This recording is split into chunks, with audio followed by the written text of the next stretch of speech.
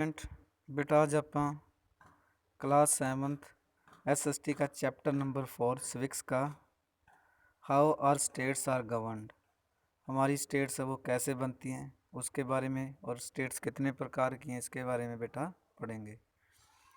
बेटा video start करने से पहले चैनल को लाइक और सब्सक्राइब कर लें, जिससे आपको सारी जो इन्फॉर्मेशन है, सारे मैसेज हैं, वो आपको टाइम पे मिल सके बेटा।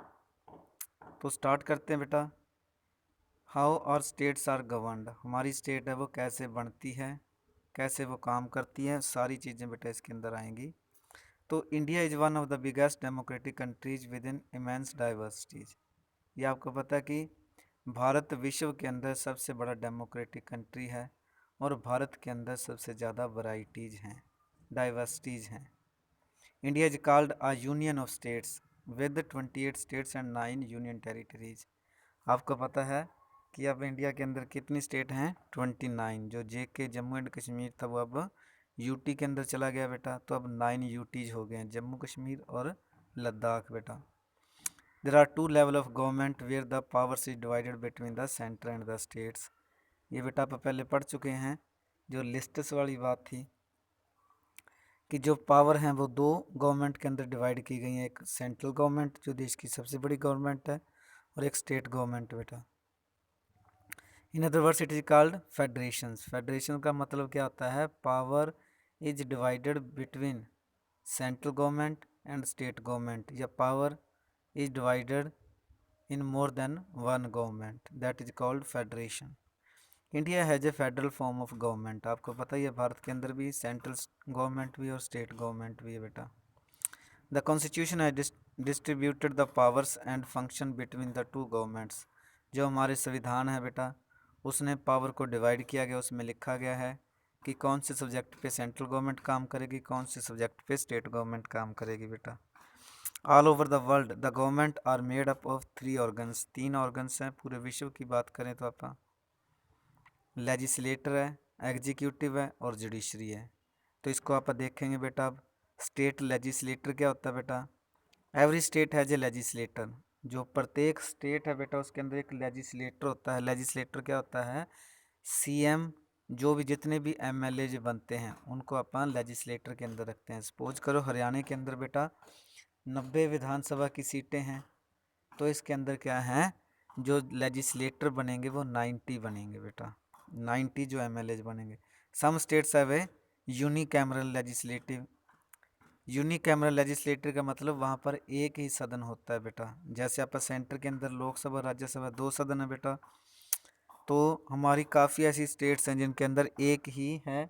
जैसे हरियाणा है, हरियाणा के अंदर भी एक ही सदन है ओनली, जो अपना स्टेट लेजिस्लेटर असेंबली है, जो where they have only one house of legislator, while there are other states have 2 houses of legislator called the bicameral legislator। कुछ स्टेट ऐसी हैं बेटा यहाँ पर 2 सदन हैं, उसको आप बोलते हैं बाईकैमरल लेजिस्लेटिव। नेमली लेजिस्लेटिव काउंसिल, जो एक तो होगी बेटा मेंबर ऑफ लेजिस्लेटिव असेंबली होगी, और दूसरी होगी लेजिस्लेटिव काउंसिल, इसको बोलते हैं Vidhan Parishad. And legislative assembly, इसको बोला जाता है विधानसभा।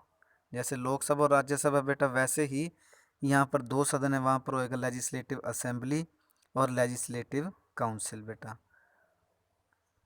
और अपने क्या है, 4 states in India have bicameral legislative. 4 स्टेटों के अंदर बाईकैमरल लेजिस्लेटर हैं। वो कौन कौन सी है बेटा? बिहार, उत्तर प्रदेश, महाराष्ट्र एंड कर्नाटका। याद रखना है बेटा, 4 स्टेट के अंदर अपने क्या है, बाईकैमरल है। 4 ही 28 में से क्या है, 28 में से 4 स्टेट्स ऐसी हैं जिनमें बाईकैमरल लेजिस्लेटिव है। 2 सदन है जिनके अंदर, एक विधानसभा और एक विधान परिषद। तो उसमें बिहार है, उत्तर प्रदेश है, महाराष्ट्र है एंड कर्नाटका है बेटा। अब आप पढ़ेंगे इसके में से जो सबसे पहले है लेजिस्लेटिव काउंसिल। लेजिस्लेटिव काउंसिल के अंदर बेटा, the legislative council is the upper house of the state legislator. बेटा लोकसभा राज्यसभा के अंदर बात करें तो ये राज्यसभा वाला सदन है, राज्यसभा वाला सदन है, अपर है, वो भी अपर है। और विधान परिषद is a permanent house and can never be dissolved. जैसे विधानसभा जो है, नहीं सॉरी, जो राज्यसभा है वैसे ही विधान परिषद है बेटा, ये कभी नहीं भंग होते। Each member serves for a term of 6 years, 6 साल के लिए वो इसके अंदर काम करता है। 1/3 of its member retired after 2 years, 1/3 of its member 2 साल के बाद इसके 1/3 सदस्य हैं वो रिटायर हो जाते हैं। The Vidhan Parishad must have a minimum of 40 members और more than 1/3 of the members of the Vidhan Sabha. जो मिनिमम है इसके 40 हो सकते हैं और more than 1/3 of the member of the Vidhan Sabha, Vidhan Sabha के 1/3 सदस्य हो सकते हैं या फिर इसके 40 हो सकते हैं बेटा, दोनों में से कोई एक कंडीशन होगी। They are elected by the Vidhan Sabha members, elected किसके द्वारा होते हैं? विधानसभा मेंबर के द्वारा होते हैं बेटा, एमएलए के द्वारा होते हैं। Members of the local bodies, जो लोकल बॉडीज होती है बेटा, म्यूनिसिपल कॉरपोरेशन, म्यूनिसिपल कम्युनिटीज और जो अपने हैं बाकी secondary school teachers and graduates, इन सब के द्वारा ये इलेक्टेड होते हैं बेटा। The governor also nominates members for the Vidhan Parishad who are distinguished in the field of art, literature, science and social service. तो इनके अंदर ये भी होता है कि जो अपना प्रेसिडेंट होता है, गवर्नर होता है सॉरी, वो भी इनके अंदर अपने नॉमिनेट सदस्य कर सकता है बेटा। तो the chairman and deputy chairman are the presiding officer of Vidhan Parishad. जो चेयरमैन और डिप्टी चेयरमैन दो इसके जो प्रिसाइडिंग ऑफिसर होते हैं बेटा, they carry out the function of the house and maintain A control on the proceeding of the house. ये क्या करते हैं? जो सदन की कार्रवाई को आगे करवाते हैं और उनके अंदर कंट्रोल और डिसिप्लिन मेंटेन करते हैं बेटा। अब जो दूसरा अपने पास है लेजिस्लेटिव असेंबली, ध्यान से पढ़ना बेटा। It has members in proportion to the state population, इनकी कोई फिक्स नहीं है बेटा, ये डिपेंड करता है पॉपुलेशन के ऊपर। A member of this house is called member of legislative assembly. MLA इसको बोला जाता है शॉर्ट फॉर्म के अंदर, फुल फॉर्म है member of the legislative assembly. The members are elected by the people, ये लोगों के द्वारा डायरेक्ट चुने जाते हैं इलेक्शन के द्वारा। All states in India have a legislative assembly, 28 के 28 स्टेट के अंदर अपने क्या है? लेजिस्लेटिव असेंबली है। MLAs are elected representatives of the people, जनता अपने रिप्रेजेंटेटिव को इसके अंदर चुनती है। The term period of is for 5 years, 5 साल का, but it may be dissolve before its time expires, समय से पहले भी इसको भंग किया जा सकता है बेटा। According to the constitution the number of members in assembly can not exceed 500 and can not be less than 60। जो मैक्सिमम है बेटा 500 हो सकती है और कम से कम 60 हो सकती है, लेकिन इसमें कुछ चेंज एक्सेप्शन भी है, जैसे जो अपने पास गोवा है उसकी 40 हैं, छोटी स्टेट है उनके जनसंख्या के हिसाब से कम भी है। Every state is divided into different areas known as constituency. जैसे मैंने आपको पहले बताया था कॉन्स्टिट्यूएंसी क्या होती है बेटा, जैसे अपना रतिया एक कॉन्स्टिट्यूएंसीज है, यहाँ पर जो भी सराउंडिंग विलेज लगते हैं वो रतिया कॉन्स्टिट्यूएंसी के अंदर आते हैं और यहाँ से जो है एक मेंबर सेलेक्ट किया जाता है। In Uttar Pradesh for instance there are 402 constituencies हैं। 1 representative from each constituency is elected by the people, ये मैंने आपको पहले बता दिया कि एक कॉन्स्टिट्यूएंसी के अंदर एक एमएलए चुन के आगे जाता है। तो ये सपोज करो हरियाणा के अंदर 90 कॉन्स्टिट्यूएंसीज है, यूपी के अंदर ये 402 कॉन्स्टिट्यूएंसीज आ गई हैं बेटा।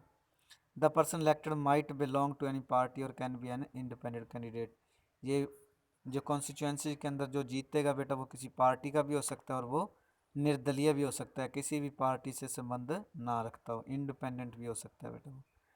A political party which gets the half the majority is declared is the ruling party and the majority they have got is called simple majority system। बेटा जैसे मैं एग्जांपल दूं कि हरियाणा के अंदर 90 एमएलएज हैं, 90 सीट्स हैं, तो जिसको 46 सीटें मिलेंगी, 46 सीट्स मिलेंगी, वो अपनी रूलिंग पार्टी बनाएगा, वो अपनी गवर्नमेंट बनाएगा। और जिनको 46 से कम मिलती है तो बेटा वो ओपोजिशन पार्टी का रोल प्ले करेगा। The member of 2 houses need the same qualification except regarding age to become a member of the state legislator. ये बेटा बाकी तो सारा सेम रहेगा लेकिन एज में इनका डिफरेंस रहता है बेटा।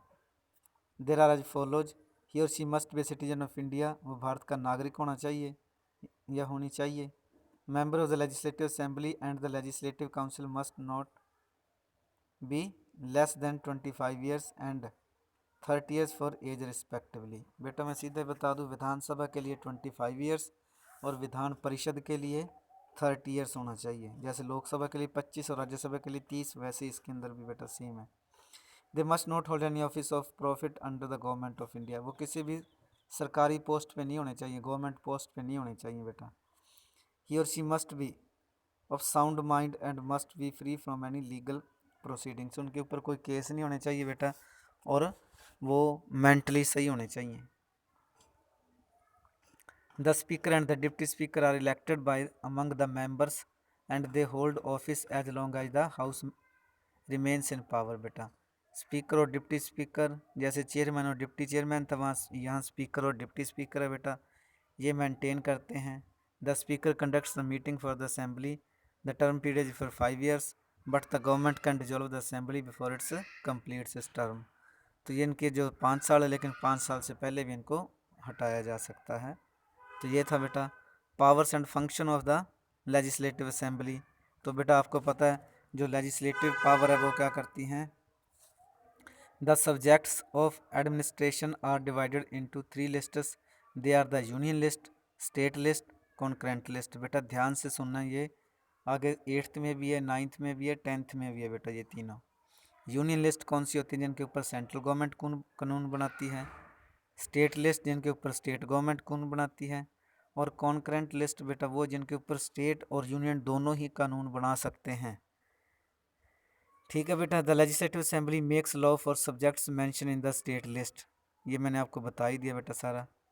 Financial power, the assembly Passage the state budget, assembly है वो बजट पास करती है बेटा, मनी बिल को पास करती है, permission for levying taxes, tax को लगाना, and fixing salaries for the members of the state legislator, उनकी सैलरी को फिक्स करना, ये भी काम इनका है बेटा। How does a bill become a law, बेटा ये 8th में मैंने अभी करवाया था पीछे से पहले, तो बेटा ये आप में भी है और 8th में भी है, सेम टॉपिक। तो बेटा ये कानून कैसे बनते हैं। There are 2 type of bills, money bill and non money bill. 2 प्रकार के बिल होते हैं। Money bill is introduce in the legislative assembly and the non money bill can introduce either in the legislative assembly or the legislative council, Vidhan Sabha और विधान परिषद कहीं में भी उनको पेश किया जा सकता है, लेकिन जो मनी बिल है वो विधानसभा जो लेजिस्लेटिव असेंबली के अंदर ही उनको पेश किया जाएगा बेटा। 3 स्टेजेज हैं बेटा जिससे कानून बनेगा, वो बिल है। In this stage, first stage के अंदर the bill is introduced and its title is read out to the members. पहली स्टेज के अंदर जो उस बिल का टाइटल है वो पढ़ा जाता है, उस मेंबर को उसके बारे में बताया जाता है। सेकंड स्टेज के अंदर बेटा the house refer the bill to the selected committees where a detail discussion is held, फिर उसकी एक कमेटी बना दी जाती है, वो उसकी डिटेल डिस्कशन होती है, बहस होती है। This can be called the second reading. और थर्ड स्टेज के अंदर बेटा bill goes to the other house, दूसरे हाउस में चला जाता है, and the same procedure is followed, वहाँ भी सेम प्रोसीजर होता है, फर्स्ट स्टेज, सेकंड स्टेज और फिर थर्ड स्टेज के अंदर बेटा। After a stipulated time of 3 months the bill is considered to be passed by the both houses, 3 महीने के अंदर बेटा वो बिल को पास समझा जाता है बेटा। और मिनिस्टर्स की बेटा 3 कैटेगरी है, the cabinet minister, minister of states and the deputy ministers. Cabinet मंत्री होते हैं बेटा, राज्य मंत्री होते हैं और तीसरे उप मंत्री होते हैं। 3 प्रकार होते हैं बेटा, the cabinet minister, ministers of state and the deputy ministers. Finally it goes to the governor for consent, फिर ये गवर्नर के पास चला जाता है उनके साइन के लिए बेटा। In case of money bills the legislative council can make recommendations, जो लेजिस्लेटिव काउंसिल है वो उसको रिकमेंड कर सकती है, उसकी सिफारिशों के अंदर कोई चेंज करने के लिए कह सकती है। It can delay the bill for